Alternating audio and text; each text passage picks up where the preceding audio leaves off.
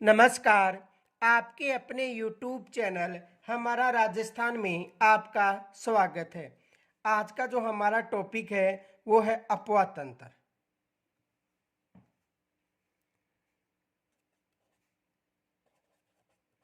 अफवाह तंत्र किसे कहते हैं?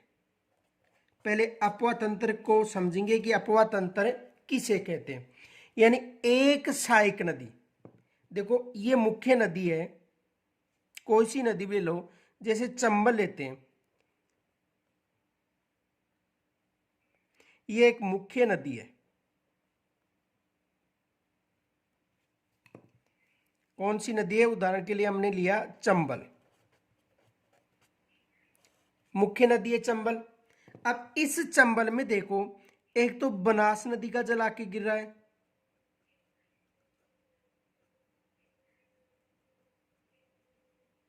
ये बनास नदी है। बनास की सहायक नदी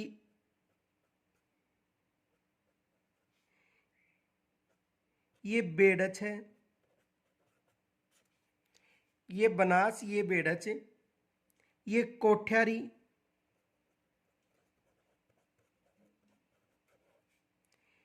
ये चंबल में आकर जो नदी मिल रही है वो है काली सिंध,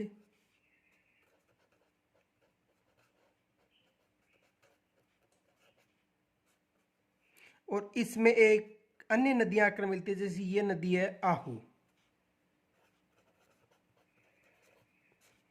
तो देखो इसे समझो, यानी कहने का मतलब है कि एक मुख्य नदी में, मुख्य नदी कौन सी है?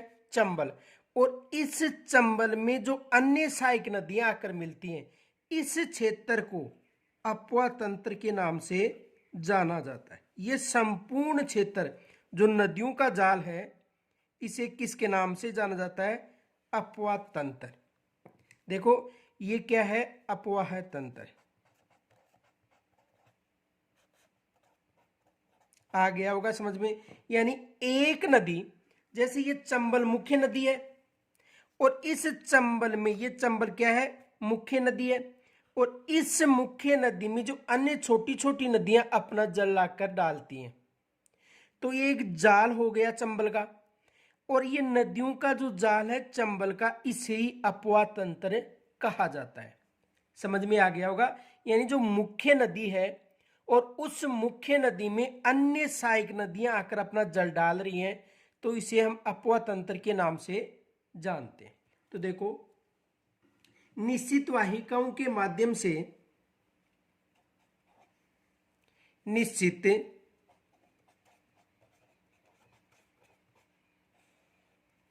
वाहिकाओं के माध्यम से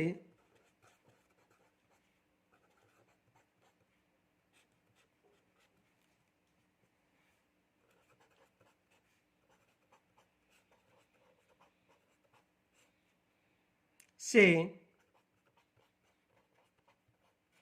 हो रहे जल प्रवाह है, हो रहे जल प्रवाह को अफवाह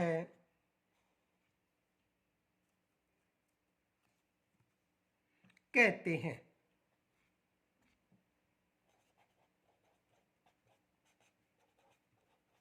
यानी निश्चित वाहिकाओं के माध्यम से हो रहे जल प्रवाह, ये जो वाहिकाएं हैं, नदियां हैं, वाहिकाओं का मतलब नदियां, इन नदियों के माध्यम से, ये जो नदियां हैं इनके माध्यम से जो जल का प्रवाह हो रहा है, उसे अफवाह कहा जाता है, केवल अफवाह कहा जाता है। इन वाहिकाओं के जाल को अफवाह तंत्र कहा जाता है। इन वाहिकाओं के जाल को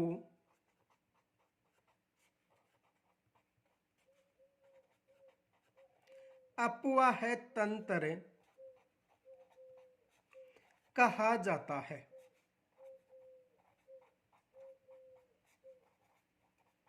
समझ में आ गया होगा? यानी देखो, ये एक मुख्य नदी है, और इस नदी में अन्य जो सहायक नदियां आकर अपना जल घेर रही हैं, डाल रही हैं, तो इस संपूर्ण जो जाल है, जो संपूर्ण तंत्र है, उसे अपवा तंत्र कहा जाता है।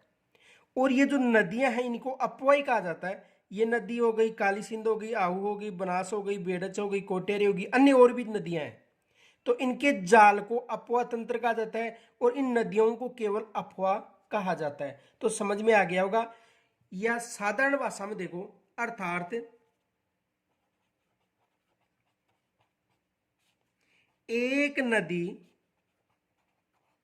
में, अर्थात एक नदी में अन्य नदियां आकर अपना जल घेरती हैं या डालती हैं,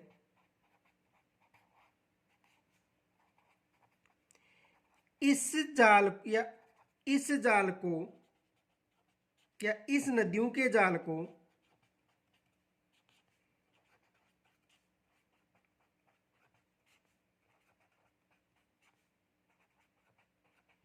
अपवाह तंत्र कहा जाता है। शायद समझ में आ गया होगा। तो देखो, यानी कहने का मतलब कि एक नदी में अन्य नदियां आकर अपना जल डालती हैं। जैसे ये चंबल नदी है तो इसमें अन्य नदियां अपना आकर जल डाल रही हैं। ये जो चंबल नदी है इसमें ये जो अन्य नदियां अपना जल आकर डाल रही हैं, घेरती हैं। तो एक नदी में अन्य नदियां आकर अपना जल डालती हैं। इस नदियों के जाल को, ये जो नदियां हैं इनके जाल को अपवा तंत्र कहा जाता है। शायद समझ में आ गया होगा अपवा तंत्र किसे कहते हैं। तो इनके जाल को ही क्या कहा जाता है, अपवा तंत्र कहा जाता है। अब हम राजस्थान के अपवा तंत्र की बात करें तो राजस्थान में जो अपवा तंत्र है वो 3 प्रकार का है।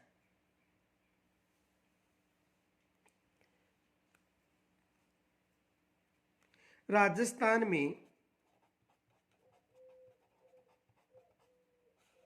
में अपवाह तंत्र 3 प्रकार का है। राजस्थान में अपवाह तंत्र कितने प्रकार का है, 3 प्रकार का है। देखो 3 कौन कौन से प्रकार हैं।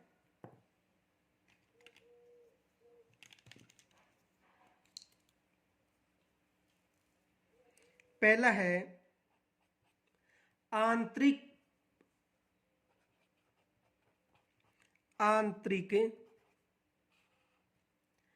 प्रवाह की नदियों का अपवाह तंत्र।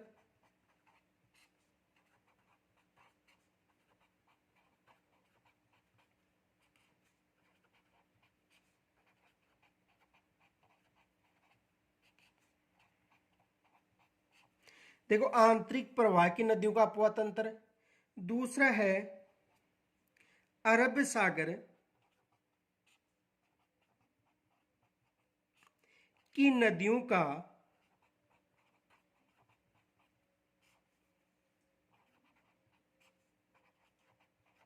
अपवाह तंत्र। दूसरा कौन सा है, अरब सागर की नदियों का अपवाह तंत्र। और तीसरा है बंगाल की खाड़ी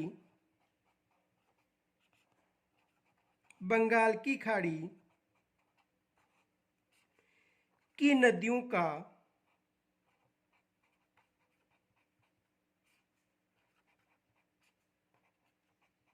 अपवाह तंत्र। तो राजस्थान में 3 तरह का अपवाह तंत्र है। आंतरिक प्रवाह के अपवाह तंत्र, अरब सागर की नदियों का अपवाह तंत्र और बंगाल की खाड़ी की नदियों का अपवाह तंत्र। तो इसे समझो। देखो आंतरिक अपवाह तंत्र किसे कहते हैं, यानी वे नदियां जो अपना जल किसी समुद्र में या खाड़ी में न डालकर मरुस्थल में समाप्त हो जाती हैं या विलीन हो जाती हैं, वो आंतरिक अपवाह तंत्र कहा जाता है। और अरब सागर अपवाह तंत्र का मतलब वे नदियां जो अपना जल अरब सागर में डालती हैं, अरब सागरीय अपवाह तंत्र में शामिल होती हैं। और वे नदियां जो अपना जल बंगाल की खाड़ी में डालती हैं, बंगाल की खाड़ी के अपवा तंत्र में शामिल होती हैं। समझ में आ गया होगा। आगे देखो, सबसे पहले इनकी जो परिभाषा है वो देखो।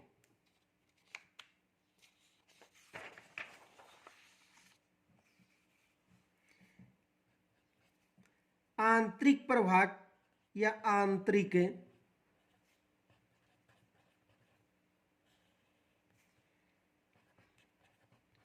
प्रवाह का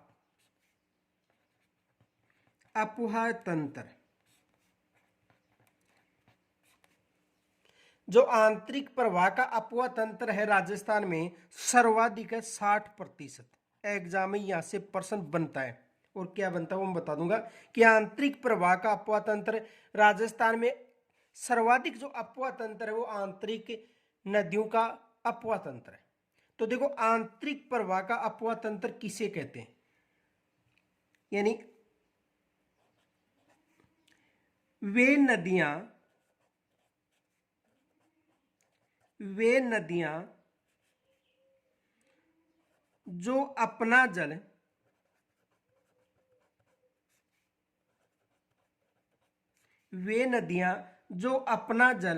किसी सागर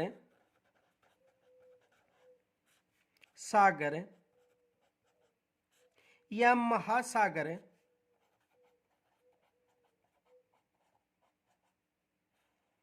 में, या तो किसी सागर या महासागर में नहीं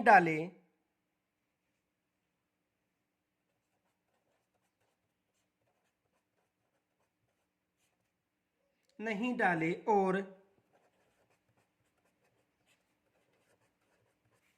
धरातलीय क्षेत्र में ही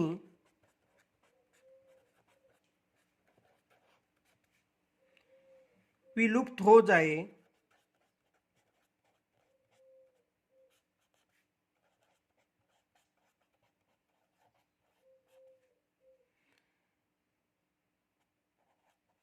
उनका क्षेत्र या उनका प्रवाह क्षेत्र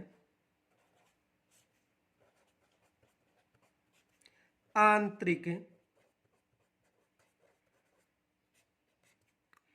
अपवाह तंत्र कहलाता है।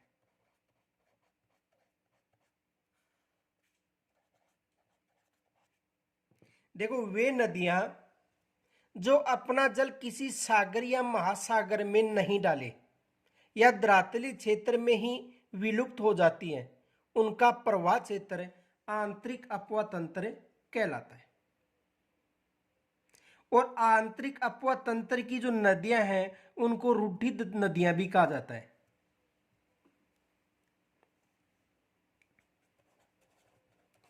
इन नदियों को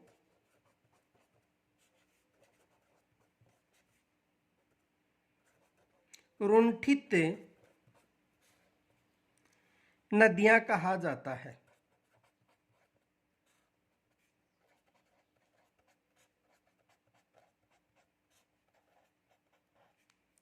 आ गया होगा समझ में। तो आंतरिक अपवाह तंत्र यानी वे नदियां, देखो यदि भारत की बात करें तो ये भारत का जो प्रायद्वीपीय क्षेत्र है, हिंद महासागर है, यहां पर तो देखो अरब सागर है, और यहां पर है बंगाल की खाड़ी।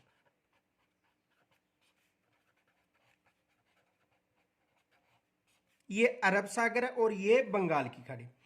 यदि कोई भी नदी या तो अरब सागर में जल न डाले और न ही बंगाल की खाड़ी में अपना जल डालती है, यानी दोनों में अपना जल नहीं डालती है। जैसे घग्गर नदी की बात करें तो घग्गर नदी न तो अपना जल बंगाल की खाड़ी में डालती है और न ही अरब सागर में। जैसे कांतली नदी की बात करें तो न तो बंगाल की खाड़ी में न अरब सागर में, यानी उनका जो समापन है वो यहां पर ही समाप्त हो जाती है, वो राजस्थान में समाप्त हो जाती है। तो जो न तो अरब सागर में जल डाल रही है और न बंगाल की खाड़ी में, यानी मरुस्थल में ही समाप्त हो रही है, तो उन्हें क्या कहा जाता है, आंतरिक अपवाह तंत्र कहा जाता है।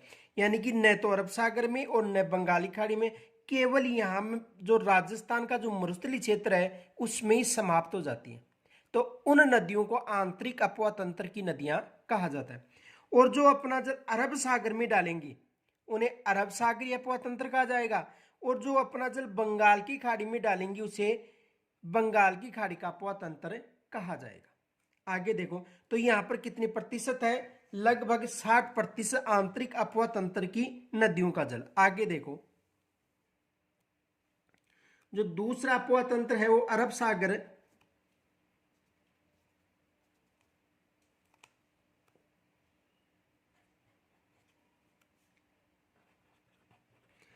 अरब सागरीय नदियों का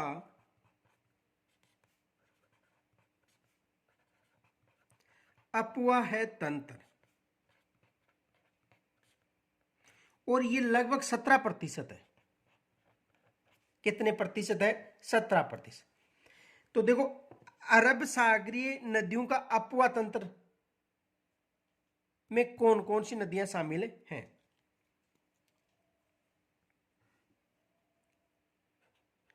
वे नदियां जो अपना जल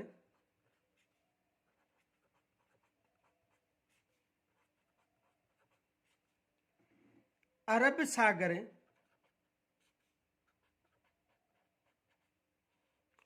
में डालती हैं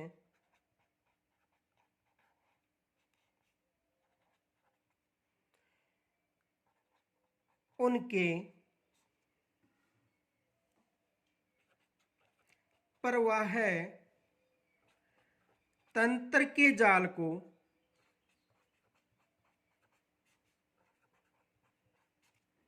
अरब सागरीय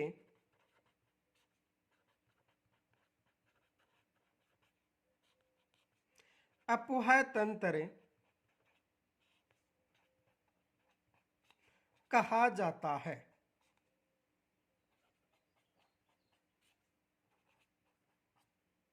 यानी वे नदियां जो अपना जल अरब सागर में डालती हैं उन्हें अरब सागरीय अपवा तंत्र के अंतर्गत शामिल किया जाता है। जो अरब सागरीय अपवा तंत्र है इसे दो भागों में बांटा जाता है। देखो एक तो कच्छ का रण,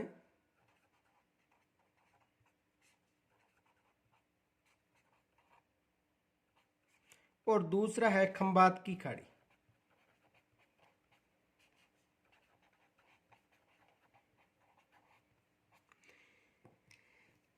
यहां तक समझ में आ गया होगा। तो देखो इधर यहां से ये अरब सागरीय क्षेत्र है। कौन सा क्षेत्र है, अरब सागर। एक नदी का उदाहरण बताता हूं मैं आपको। जैसे लूनी नदी ले लो या माही कोसी भी ले लो, ये लूनी नदी है, नागपाड़ अजमेर से निकलती है, और अजमेर से निकलने के बाद अपना जल कहाँ पर डाल रही है, खंबात सॉरी कच्छ की रण क्षेत्र यानी अरब सागर में। ये कौन सी नदी है, लूनी। तो अब ये बताओ लूनी नदी अपना जल कहाँ पर डाल रही है, अरब सागर में। तो ये किस अपवा तंत्र में शामिल होगी, अरब सागरीय अपवा तंत्र में। यानी इनके अलावा देखो साबरमती भी है, माही भी है, पश्चिमी बनास भी है, जो अपना जल कहाँ पर डाल रही है, अरब सागर में। तो जो नदियां अपना जल अरब सागर में डालती हैं, यानी वे नदियां जो अपना जल अरब सागर में डालती हैं अरब सागरीय अपवा तंत्र में शामिल है। तो शायद समझ में आ गया होगा। आगे देखो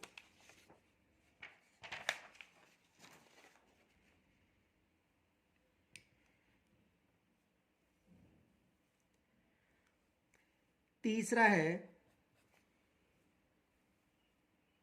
बंगाल की खाड़ी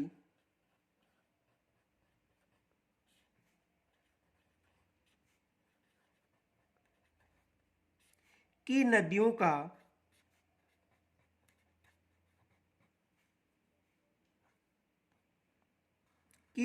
का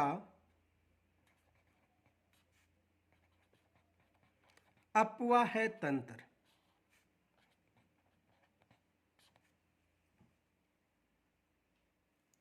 बंगाल की खाड़ी की नदियों का अपवा तंत्र। और जो बंगाल की खाड़ी की जो नदियां हैं उनका जो अपवा तंत्र है वो 23% है।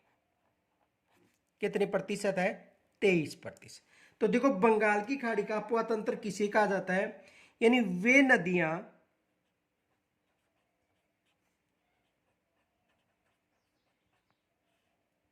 जो अपना जल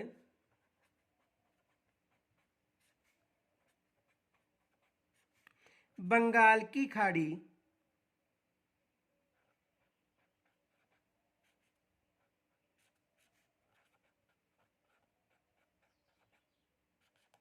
बंगाल की खाड़ी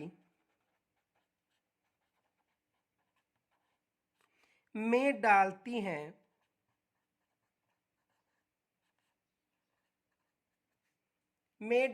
हैं, यानी वे नदियां जो अपना जल बंगाल की खाड़ी में डालती हैं वह प्रवाह क्षेत्र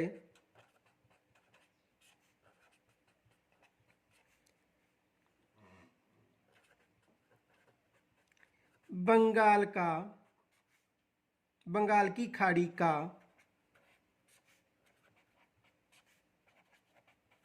अपवाह तंत्र कहलाता है।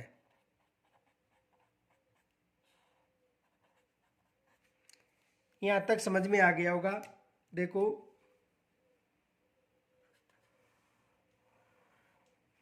ये बंगाल की खाड़ी है,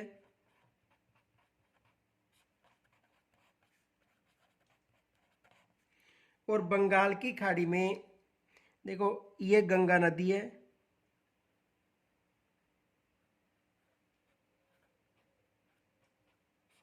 कौन सी नदी? गंगा। और ये गंगा की सहायक यमुना है, गंगा की सहायक कौन सी है? यमुना। और यमुना में ये चंबल अपना जल डाल रही है, ये चंबल नदी है, चंबल अपना जल डाल रही है। तो चंबल नदी बंगाल की खाड़ी के अपवा तंत्र में शामिल हो गई। तो वे नदियां जो अपना जल बंगाल की खाड़ी में डालती हैं वो किस अपवा तंत्र में शामिल होंगी? बंगाल की खाड़ी के अपवा तंत्र में। तो शायद यहां तक समझ में आ गया होगा। अब देखो यहां से प्रश्न क्या बनता है, क्वेश्चन देखो,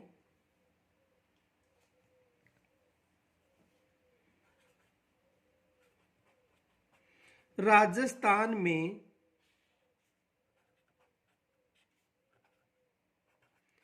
किस अपवा तंत्र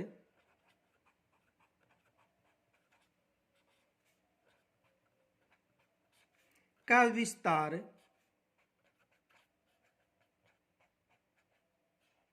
अधिक है?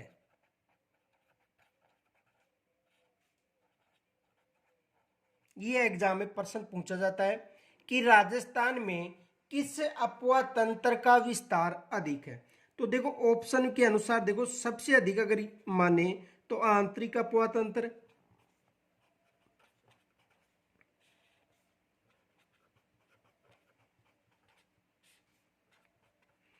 आंतरिक अपवा तंत्र कितने प्रतिशत है? 60%। दूसरा था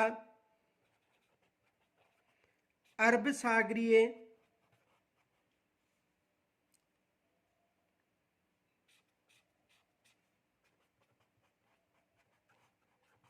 अरब सागरीय अपवा तंत्र। और अरब सागरीय अपवा तंत्र कितने प्रतिशत था? यानी 17%। अरब सागरीय अपवा तंत्र कितने प्रतिशत था? 17%। और तीसरा है बंगाल की खाड़ी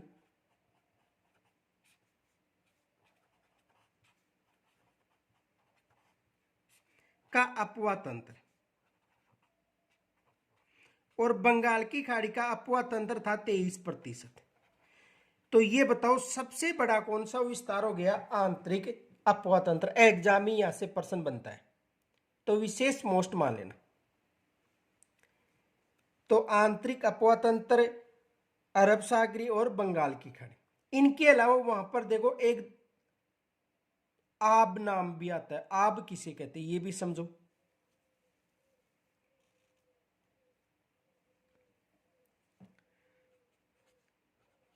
आब। देखो नदियों के मध्य का जो क्षेत्र है उसे आब कहा जाता है। नदियों के मध्य का भूभाग या क्षेत्र, नदियों के मध्य का भूभाग या क्षेत्र क्या कहलाता है? आब कहलाता है। देखो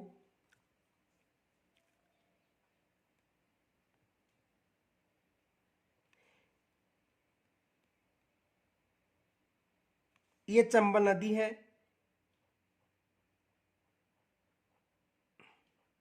और ये काली सिंध नदी है और ये आहू नदी है। 3 नदियां हो गई। देखो ये चंबल, ये काली सिंध और ये आहू। तो इनके मध्य ये जो क्षेत्र है इसे आब के नाम से, यानी दो नदियों के मध्य का क्षेत्र दो आब हो गया। दो नदियों के मध्य का क्षेत्र क्या हो गया? दो आब।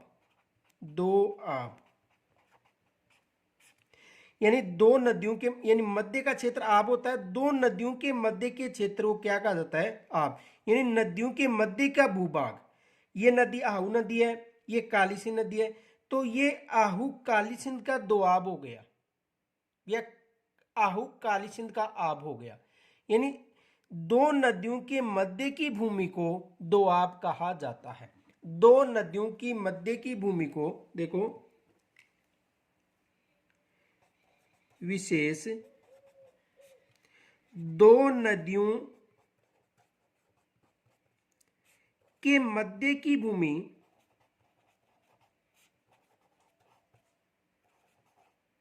या भूभाग, क्षेत्र भी मिल सकता है, को दो आब कहा जाता है।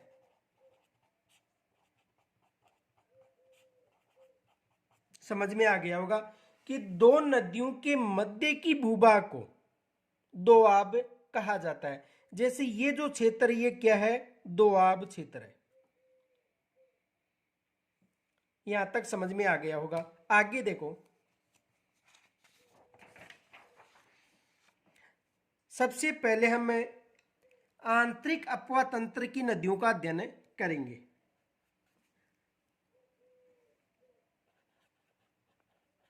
आंतरिक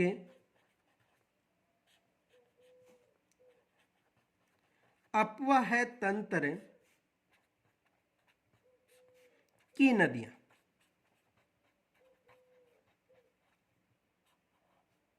और आंतरिक अपवा तंत्र की नदियों का प्रतिशत कितना प्रतिशत है? 60 यानी 60%। तो सबसे पहले हम आंतरिक अपवा तंत्र की नदियों का जो अपवा तंत्र है उसका अध्ययन करेंगे। देखो आंतरिक नदियों की अपवा तंत्र के लिए एक सूत्र याद रखना। कौन कौन सी नदियां हैं? सूत्र है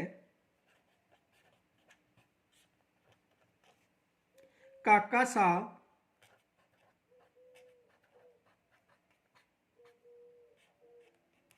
काकासा में रूगरू गांव गया था। रूघरू, रूघरू गांव गया था। ये याद रख लेना, काकासा में रूघरू गांव गया था। देखो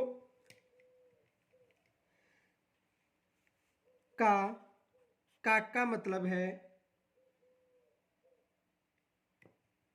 काकने।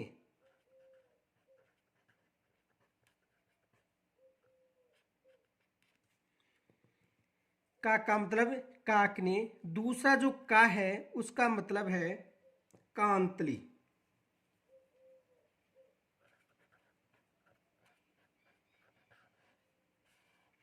और सा का मतलब है साबी।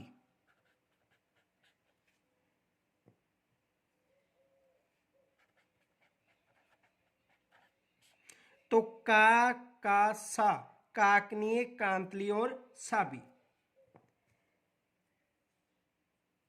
में का मतलब है मेंथा।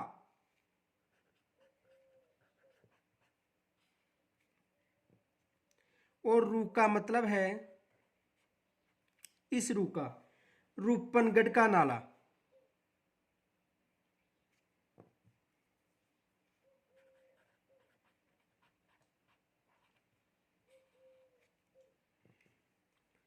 तो रू का मतलब रूपनगढ़ और घ का मतलब है घग्गर।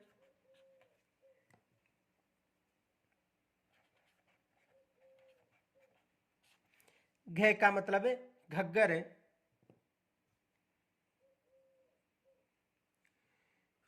और रू का मतलब रूपारेल।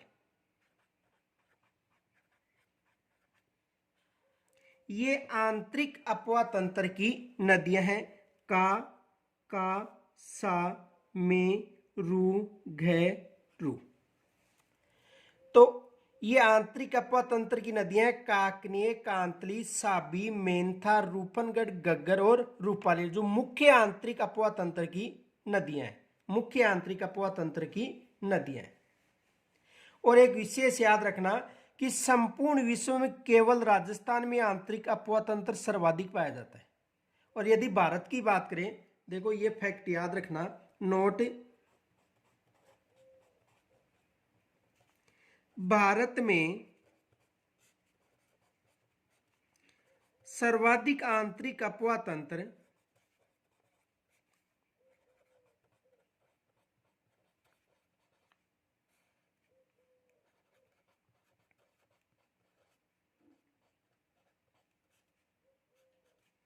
राजस्थान में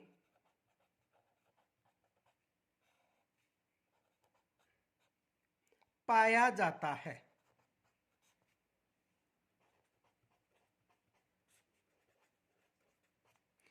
यानी भारत में सर्वाधिक जो आंतरिक अपवा तंत्र है वो कहां पर पाया जाता है? राजस्थान। और अब हम आंतरिक अपवा तंत्र में सबसे पहले घग्गर नदी का अध्ययन करेंगे।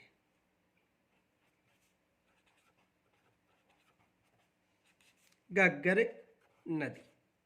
तो राजस्थान में आंतरिक अपवा तंत्र में सबसे पहले किस नदी का अध्ययन करेंगे? घग्गर नदी।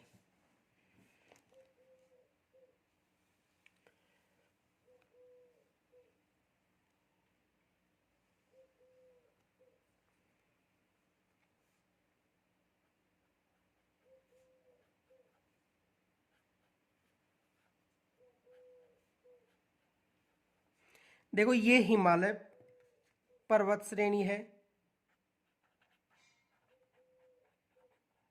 हिमालय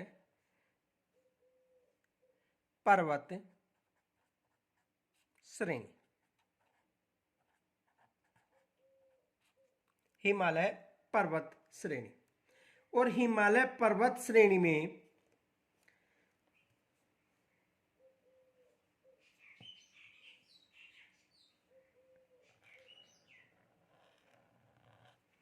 ये हिमाचल है,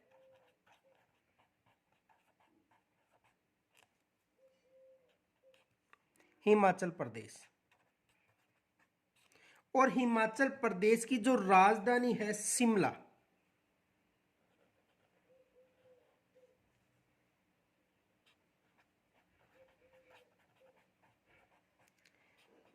राजधानी कौन सी है? शिमला। तो शिमला में एक पहाड़ी है और उस पहाड़ी का नाम है कालका पहाड़ी। कालका पहाड़ी, यानी यहां पर काली माता का मंदिर है और उस मंदिर के कारण इस पहाड़ी को कालका पहाड़ी कहा जाता है। तो हिमाचल जो सॉरी हिमालय पर्वत श्रेणी में हिमाचल प्रदेश की राजधानी शिमला के पास जो कालका पहाड़ी है, इस पहाड़ी से घग्गर नदी का उद्गम होता है।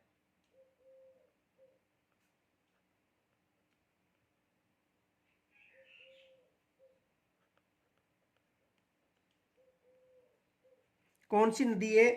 घग्गर नदी। और घग्गर नदी राजस्थान में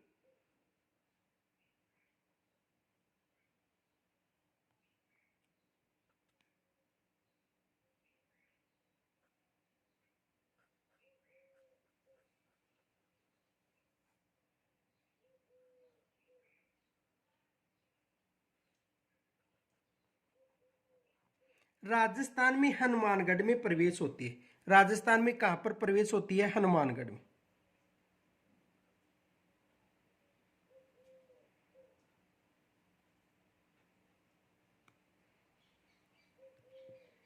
और ये कौन सा है क्षेत्र है?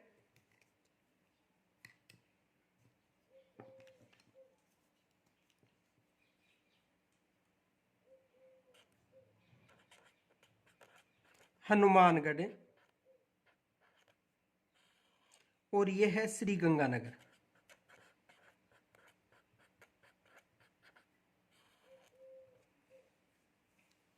तो ये राजस्थान में कहां पर प्रवेश हो रही है?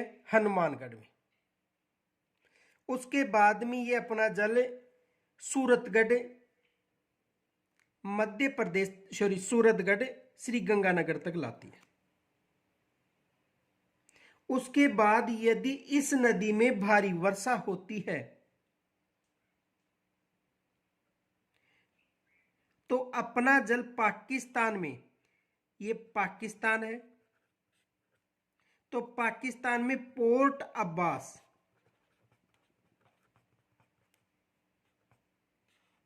पाकिस्तान में कहां तक ले आती है?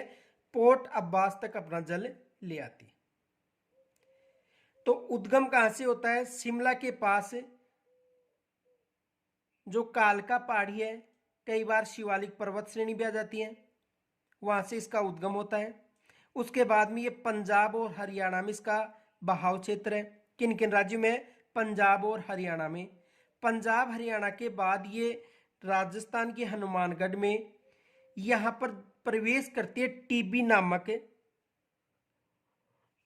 देखो हनुमानगढ़ में जो यहां प्रवेश करती है,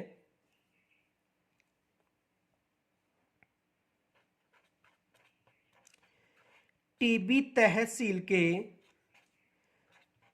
तलवाड़ा गांव, और यहां पर एक झील का भी निर्माण करती है, और उस झील का नाम है, देखो टीबी तहसील तलवाड़ा गांव, और यहां पर एक झील का निर्माण करती है, उस झील का नाम है तलवाड़ा झील। कौन सी झील? तलवाड़ा झील। तो टीबी नामक स्थान हनुमानगढ़ से प्रवेश होती है और वहां पर तलवाड़ा झील का निर्माण करती है। इनके अलावा देखो इस यहां पर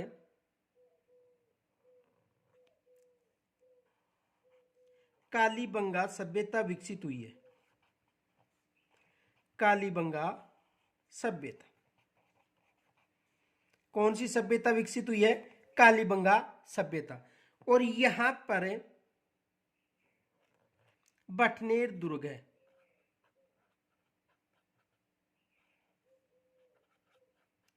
कौन सा दुर्ग है? बटनेर दुर्ग। और इसका जो प्रवाह क्षेत्र है वो पंजाब व हरियाणा, पंजाब है, इनका जो पीछे अपवा तंत्र है वो पंजाब है, हरियाणा है। तो यहां पर ये जो प्रवेश होती है वो टीबी तहसील तलवाड़ा गांव है, तलवाड़ा झील को यह निर्माण करती है। इसके तट पर कालीबंगा सभ्यता विकसित हुई है। अब देखो राजस्थान में इसके बहाव क्षेत्र को,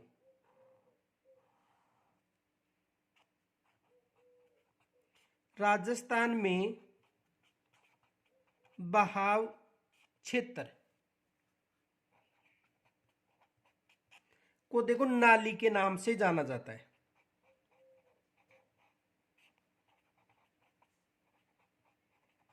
किसके नाम से जाना जाता है? राजस्थान में इसके बहाव क्षेत्र को नाली के नाम से जाना जाता है।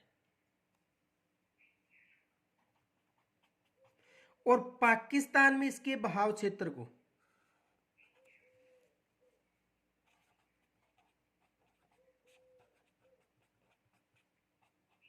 हकरा के नाम से जाना जाता है। राजस्थान में इसके बहाव क्षेत्र को नाली के नाम से, और पाकिस्तान में इसके बहाव क्षेत्र को हकरा के नाम से जाना जाता है। और राजस्थान में बहने वाली एकमात्र नदी है जो अंतरराष्ट्रीय रेखा को विभाजित करती है। यह भी विशेष याद रखना, राजस्थान में बहने वाली एकमात्र नदी जो अंतरराष्ट्रीय रेखा, ये कौन सी रेखा है?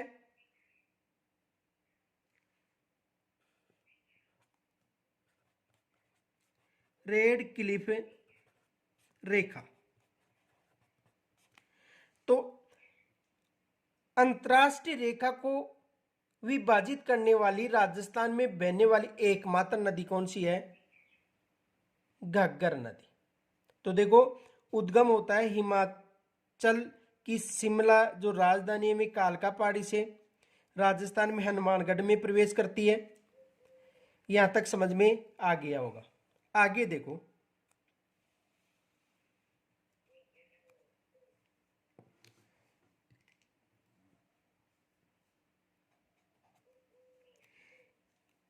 इस नदी का प्राचीन नाम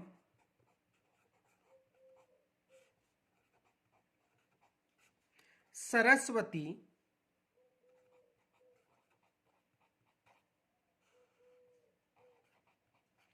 था।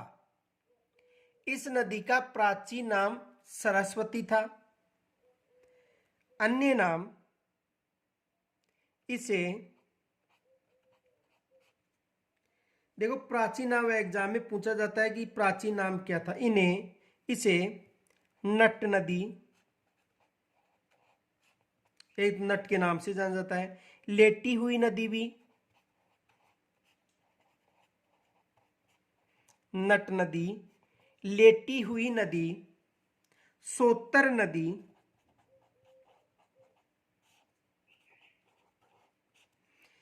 नट नदी, लेटी हुई नदी, सोतर नदी व द्वेषवती नदी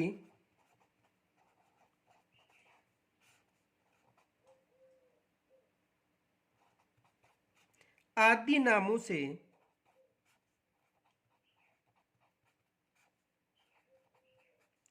जाना जाता है।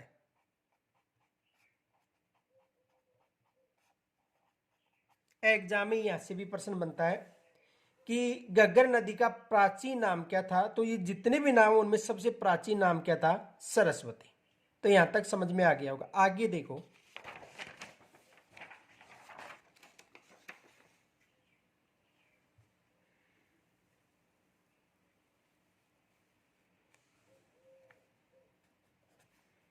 घग्गर नदी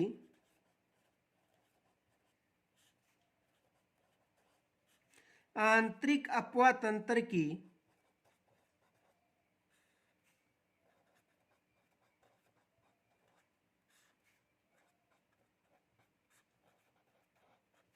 सबसे लंबी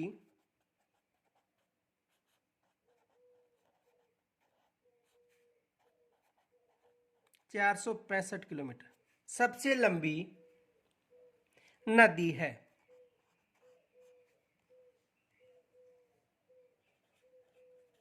आंतरिक अपवा तंत्र की सबसे लंबी नदी यदि पूछे तो घग्गर नदी लंबाई कितनी है? 465 किलोमीटर। और एक विशेष याद रखना, राजस्थान में इसका बहाव है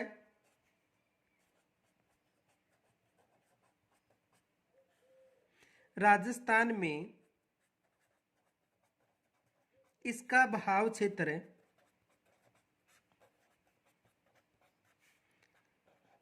80 किलोमीटर है। राजस्थान में इसका बहाव क्षेत्र कितना है?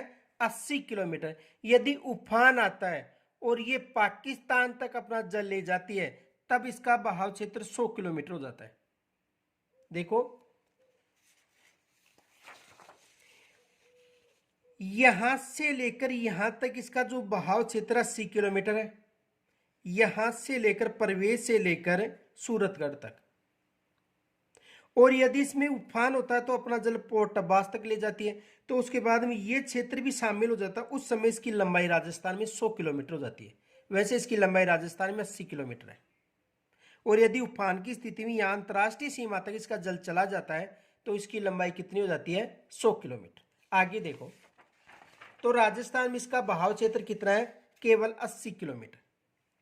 आगे देखो,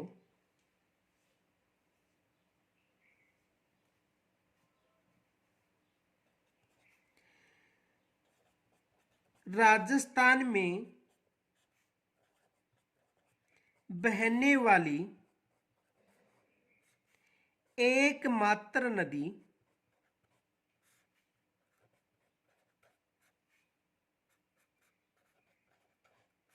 राजस्थान में बहने वाली एकमात्र नदी जो अंतर्राष्ट्रीय सीमा यानी पाकिस्तान की जो रेड क्लिफ है, अंतर्राष्ट्रीय सीमा, और अंतर्राष्ट्रीय सीमा कौन सी है? रेड क्लिफ को विभाजित करती है।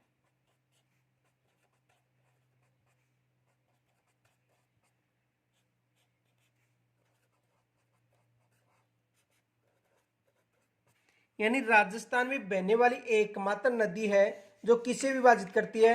रेड क्लिफ को। देखो ये अंतर्राष्ट्रीय सीमा है और इस अंतर्राष्ट्रीय सीमा को विभाजित करने वाली राजस्थान की एकमात्र नदी, राजस्थान में बहने वाली, राजस्थान की नदी नहीं है, राजस्थान में बहने वाली। देखो ये राजस्थान की नदी नहीं है, राजस्थान में बहने वाली नदी है, ये विशेष याद रखना। आगे देखो,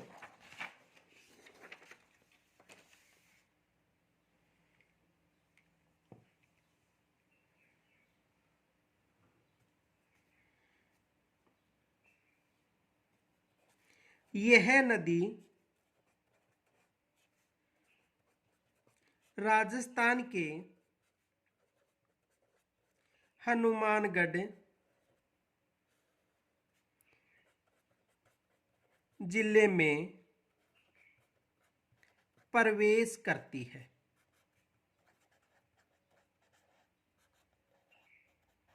यह राजस्थान के हनुमानगढ़ जिले में प्रवेश करती है। देखो टीबी तहसील,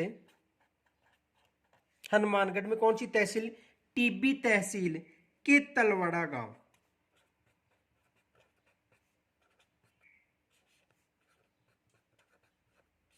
में, यानी हनुमानगढ़ में जो टीबी तहसील है उसका जो तलवाड़ा गांव है उसमें यह प्रवेश करती है।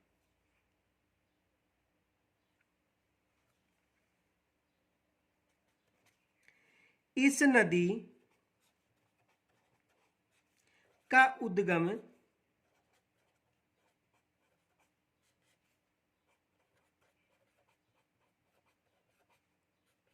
हिमालय पर्वत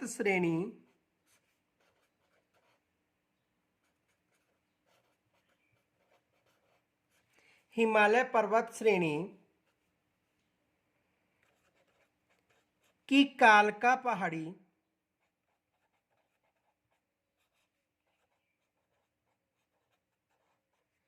और कालका पहाड़ी, हिमालय पर्वत श्रेणी को 3 भागों में बांटा गया है या विभाजित किया गया है। तो जो कालका पर्वत श्रेणी वो शिवालिक पहाड़ियों से है।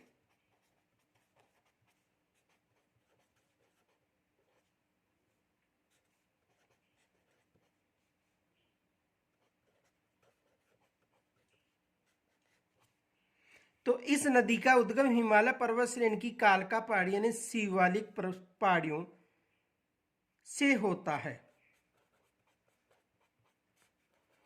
और वहां पर कालका पहाड़ी, हिमालय पर्वत श्रेणी या शिवालिक पहाड़ियां न मिले तो देखो हिमाचल प्रदेश की राजधानी शिमला से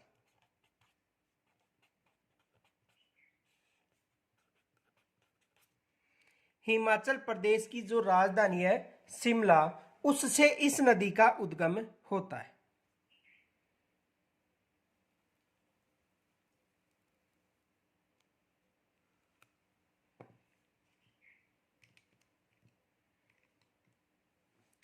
यह नदी श्री गंगानगर के, यानी श्री गंगानगर यानी जो हनुमानगढ़ और गंगानगर में ये इसका भाव क्षेत्र है, श्री गंगानगर के सूरतगढ़ नामक स्थान पर विलुप्त हो जाती है।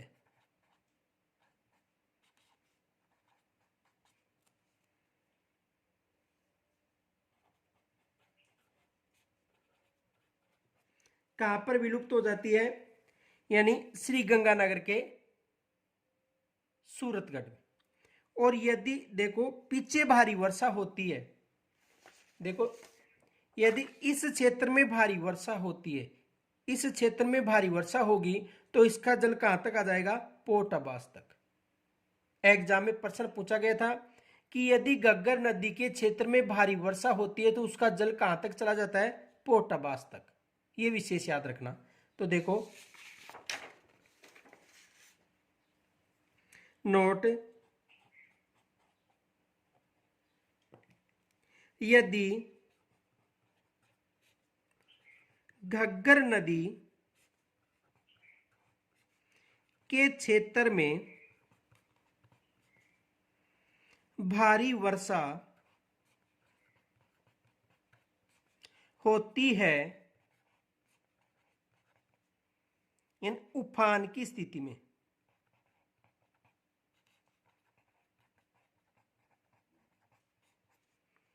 तो इसका जल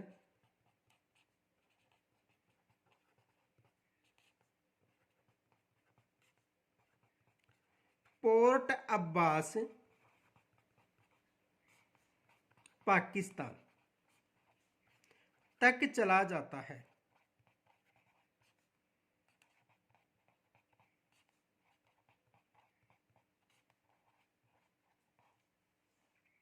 यदि घग्गर नदी में भारी वर्षा होती है तो इसका जो जल है पोर्ट अब्बास पाकिस्तान तक चला जाता है।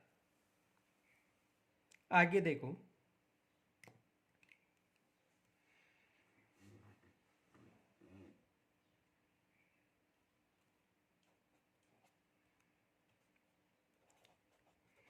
इस नदी के बहाव को राजस्थान में नाली के नाम से जाना जाता है।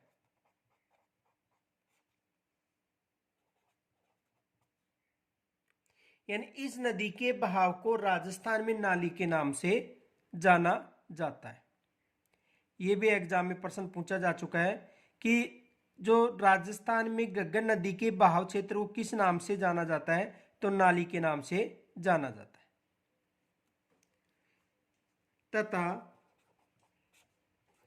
पाकिस्तान में इसके बहाव क्षेत्र को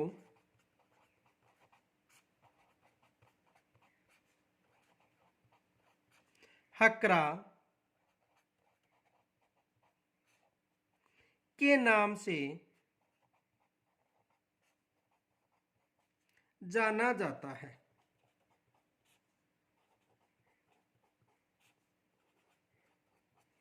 पाकिस्तान में इसके बहाव क्षेत्र को किस नाम से जाना जाता है? हकरा के नाम से जाना जाता है।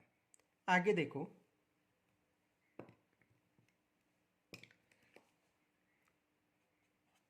इस नदी के पेटे के पास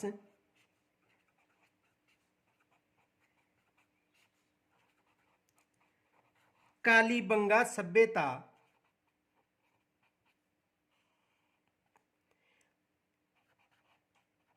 पीलीबंगा सभ्यता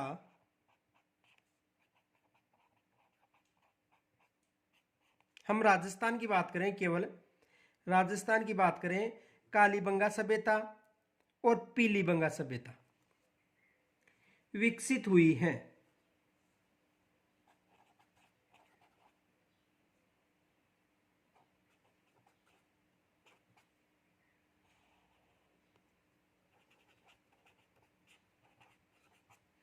देखो यहां पर कौन कौन सी सभ्यता विकसित हुई है?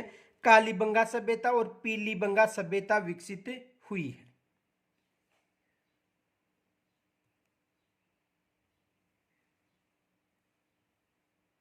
देखो इनके अलावा जैसे हरियाणा में जो बनवाली सभ्यता है, रोपड़ सभ्यता है, वो किस नदी के तट पर विकसित हुई है? घग्गर नदी के। देखो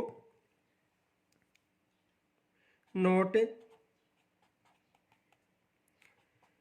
रोपड़ जो पंजाब में है, रोपड़ कहां पर है? पंजाब में। वह बनवाली कहां पर है? हरियाणा में। रोपड़ पंजाब, बनवाली हरियाणा। सभ्यता भी विकसित हुई है, यानी इस नदी के तट पर। देखो रोपड़ और बनवाली भी, लेकिन हम राजस्थान की बात करें तो राजस्थान में कालीबंगा और पीलीबंगा किस नदी के तट पर विकसित हुई है? घग्गर नदी के तट पर विकसित हुई है। रोपड़ और बनवाली, रोपड़ पंजाब में और बनवाली हरियाणा में। आगे देखो,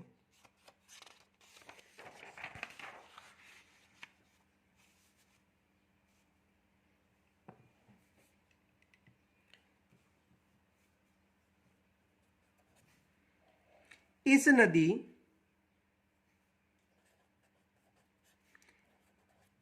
के तट पर बटनेर दुर्ग निर्मित है। कौन सा दुर्ग निर्मित है? बटनेर दुर्ग। और एकमात्र ऐसा दुर्ग जिसमें मुस्लिम महिलाओं ने जौहर किया था। राजस्थान का एकमात्र दुर्ग है, एकमात्र ऐसा दुर्ग जिसमें मुस्लिम महिलाओं ने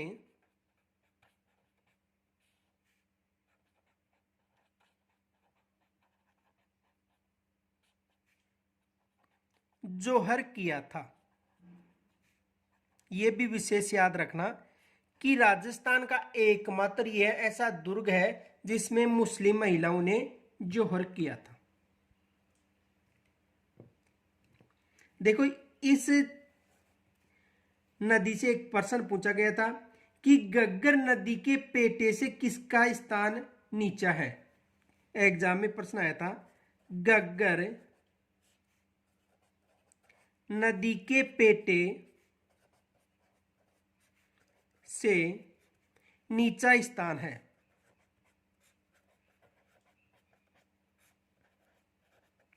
एग्जाम में ये प्रश्न पूछा गया था। तो घग्गर नदी के पेटे से जो नीचा स्थान है वो हनुमानगढ़ जंक्शन का है।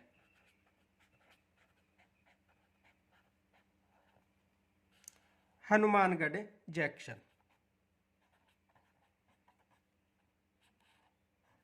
किसका है? हनुमानगढ़ जंक्शन का।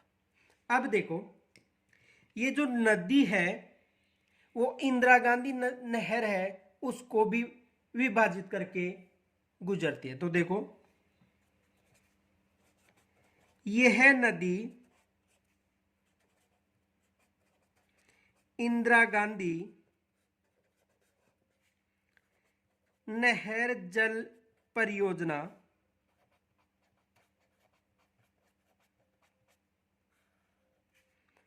को भी विभाजित करती है।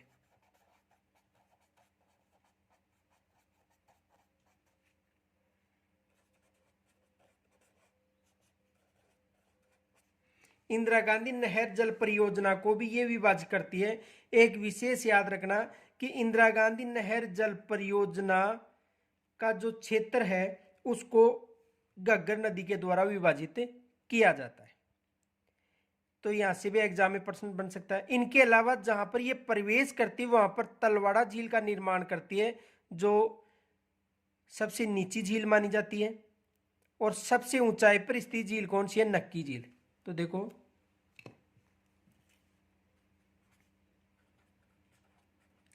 हनुमानगढ़ में प्रवेश करके